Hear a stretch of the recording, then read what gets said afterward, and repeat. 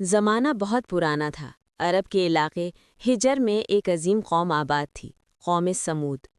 یہ لوگ اپنی طاقت، اپنی عمارتوں، اپنے محلات پر ناز کرتے تھے۔ وہ پہاڑوں کو کاٹ کاٹ کر ان میں گھر بناتے تھے۔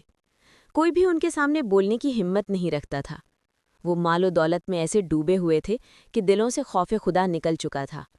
انہی میں ایک نیک اور صالح انسان تھے، حضرت صالح علیہ السلام۔ بچپن سے ہی سب ان پر اعتماد کرتے، ان کی بات کو سچ سمجھتے، مگر جب اللہ نے انہیں نبوت عطا کی اور انہوں نے اپنی قوم کو توحید کی دعوت دی تو وہی لوگ جو ان کے قدردان تھے ان کے دشمن بن گئے۔ صالح علیہ السلام نے کہا، اے میری قوم، اللہ ہی تمہارا رب ہے، اسی کی عبادت کرو جس نے تمہیں زمین سے پیدا کیا اور اسی نے تمہیں اس میں بسایا۔ لیکن قوم نے غرور سے کہا، اے صالح، ہم تم سے پہلے تمہیں نیک جانتے تھے، مگر اب تم ہمیں ہمارے معبودوں سے پھیرنا چاہتے ہو؟ اگر تم سچے ہو تو لاؤ کوئی نشانی۔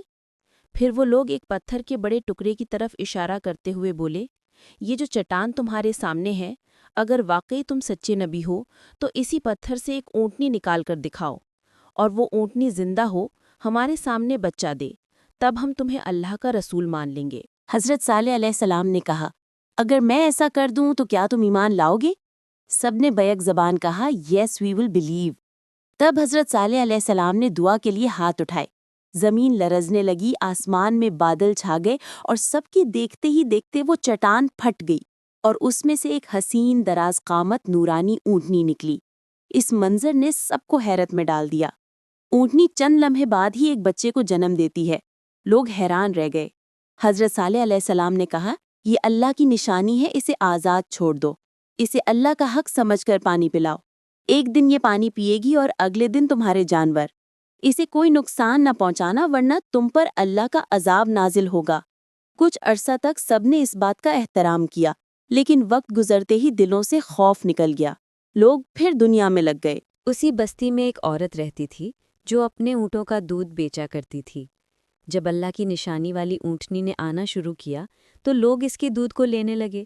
اب کسی کو اس عورت کا دودھ نہیں چاہیے تھا۔ اس کے دل میں حسد پیدا ہوا۔ شیطان نے موقع دیکھا۔ اس عورت نے چند نوجوانوں کو رشوت اور تحفے دے کر اپنے ساتھ ملا لیا۔ ان کے دلوں میں بھی غرور اور نفرت تھی تو وہ تیار ہو گئے۔ ایک دن وہ چپکے سے گھات لگا کر بیٹھ گئے۔ جب وہ مبارک اونٹنی پانی پینے کے لیے آئی تو انہوں نے حملہ کر دیا۔ ایک نے تیر مارا، دوسرے نے نیزہ پھینکا، تیسرے نے تلوار سے وار کیا، اور اللہ کی وہ نشانی زمین پر گر گئی۔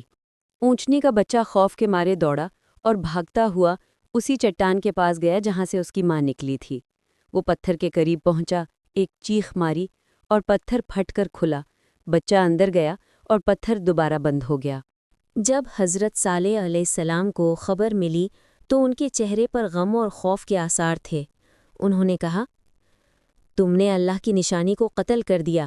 اب تمہارے پاس صرف 3 دن ہیں۔ ان 3 دنوں کے بعد عذاب تم پر نازل ہوگا۔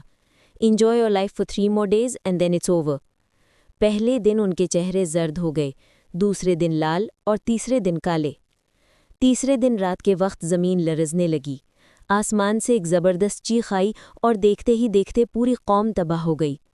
وہ محلات، وہ سنگ مرمر کے گھر سب خاک میں مل گئے۔ حضرت صالح علیہ السلام اور ان کے ایمان والے چند ساتھی وہاں سے نکل گئے۔ وہ پہاڑوں کی طرف چلے گئے اور ان کے پیچھے ایک بستی مٹ گئی۔ یہ تھی قوم سمود، ایک قوم جو نشانی دیکھ کر بھی ایمان نہ لائی۔